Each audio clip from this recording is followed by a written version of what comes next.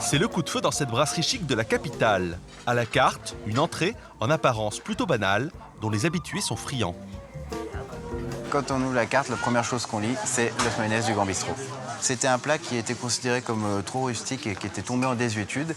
Et nous, c'est vrai qu'ici, ce qu'on essaie de faire, c'est vraiment d'en faire vraiment un plat à la mode. Et on se rend compte que ça fonctionne plutôt pas mal. Des œufs fermiers, une mayonnaise détendue au jus de citron, le tout sur une macédoine de légumes frais, c'est l'une des meilleures ventes. C'est bon, c'est frais, c'est agréable. Puis en plus, il est présenté d'une façon très originale. L'œuf mayo est apparu dans la cuisine populaire au début du XXe siècle. Aujourd'hui encore, il occupe une place de choix dans les bistrots français. Ça fait partie de notre patrimoine presque, de la cuisine, je veux dire, c'est extraordinaire l'œuf mayo. Une entrée populaire et peu chère. Même si la recette a l'air ultra simple, il y a pourtant des règles strictes à respecter pour le réussir. Ce qui est sûr, c'est qu'il y a des œufs très mauvais. Quand il y a un cerne vert, une odeur de soufre, c'est raté. Découvrez tous les secrets d'un œuf mayonnaise digne de ce nom. L'œuf mayonnaise du Grand Bistrot. Merci beaucoup. Critique gastronomique émérite, Claude Lebet a une histoire personnelle avec l'œuf mayo. Ça, c'est bon, la mayonnaise est bonne. On voit que l'œuf n'est pas trop cuit. Il est, comme disait ma grand-mère, gras cuit. Parole d'expert. En 1987, j'ai créé la SOM, qui est l'Association de sauvegarde de l'œuf mayo. Sauvegarder l'œuf mayonnaise, c'est sa façon de valoriser la cuisine simple et bon marché des bistrots. Depuis 25 ans, il décerne chaque année le très prisé diplôme de l'œuf mayo. Pour l'obtenir, il faut respecter un cahier des charges bien précis. Il faut avoir de bons produits. Par exemple, les œufs, il ne faut pas qu'ils soient trop petits. Il faut des œufs de 65 grammes. Après, il faut faire la mayonnaise soi-même. Quand on verse la mayonnaise, il faut que l'œuf soit couvert complètement. Après la théorie, la pratique avec le chef Christian Etchebest. Ici, on est dans une brasserie traditionnelle française. Donc voilà, bien sûr, dans une brasserie, il y a beaucoup de charcuterie, on travaille beaucoup le cochon. Mais surtout, regardez ce qu'il y a, c'est l'œuf mayo.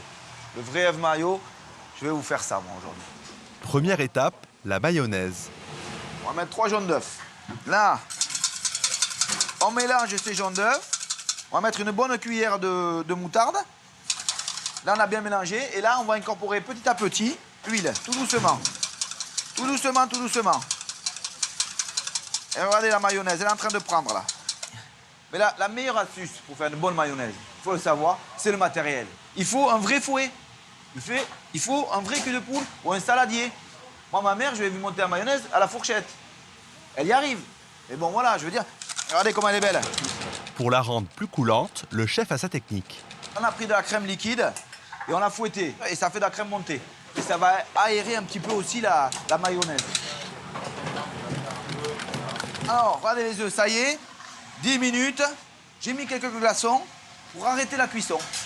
Et maintenant, on va faire le dressage. L'œuf mayonnaise se déguste avec ou sans accompagnement. Chaque chef le sublime à sa guise. Christian Etchebest le sert sur un lit de carottes râpées. Verdict ? C'est bon. C'est un peu crémeux en bouche. On sent bien l'œuf, les carottes, c'est croustillant.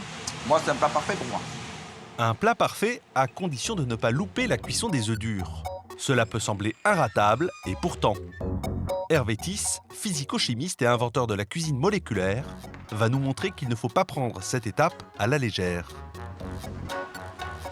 Alors là, je vais mettre un œuf que je vais cuire pendant une demi-heure. Ça va donc être un œuf mauvais. Il prépare également un œuf dur dans les règles de l'art. Selon le goût, on le met 8, 9 ou 10 minutes. Pas plus. Pour varier les plaisirs, la cuisson au four.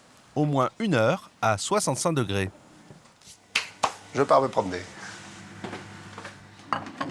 Place à la comparaison. Vous voyez, le blanc est pris. Il est élastique mais pas caoutchouteux. Le jaune est encore un tout petit peu humide. Moi, c'est comme ça que je l'aime. Alors maintenant, je vous propose donc l'œuf 30 minutes. Donc celui-là, il est trop cuit. Alors voilà. Le blanc, là, il est beaucoup plus dur. Il est caoutchouteux. Et le jaune, vous voyez la différence, il est très sableux. Il y a le cerne vert. Ici, il y a une odeur de soufre épouvantable. Parce que les protéines de l'œuf libèrent un gaz, qui est d'ailleurs un gaz toxique, qui s'appelle l'hydrogène sulfuré. Des œufs que vous avez sûrement déjà goûtés à la cantine ou dans un mauvais sandwich. Pour finir, la surprise du chef. Voilà. Alors, j'y vais très délicatement, parce qu'on va avoir un très bel objet. Vous voyez. Regardez, il a gardé sa couleur et surtout, il a gardé son goût. C'est-à-dire que malgré cet aspect pommade, il a cette espèce de texture et de goût de jaune d'œuf cru. Un œuf cuit au four très appétissant qui pourrait séduire Akram Ben Halal, un chef qui aime revisiter les grands classiques des bistrots dans son restaurant gastronomique. Pour moi, dans la gastronomie, les plats qui marquent le plus, c'est les plats populaires. L'œuf mayo a tout à fait sa place dans un grand restaurant, s'il est bien fait, s'il a la personnalité de celui qui est derrière. Après 8 minutes à la casserole, il sépare les blancs des jaunes, puis les passe au tamis. Si on n'a pas de tamis, on peut utiliser une râpe à fromage. Le jaune d'œuf. Les ingrédients d'une mayonnaise sont mélangés, puis mixés. C'est magique. Le tout versé dans un siphon qui va chauffer au bain-marie. Ça va nous faire une genre de mousse de mayonnaise, donc plus légère, qui est plus élégant en bouche. Moi, voilà comment je le conçois dans l'assiette. Une bonne vinaigrette. Après, on peut faire aussi bien des montages en des verrines, par exemple, ou tout simplement, on fait une belle salade et puis on parsème au-dessus les jaunes d'œufs, les blancs d'œufs. Voilà. Il faut juste mettre beaucoup d'amour et un tout petit peu de technique. À vous désormais d'épater vos invités.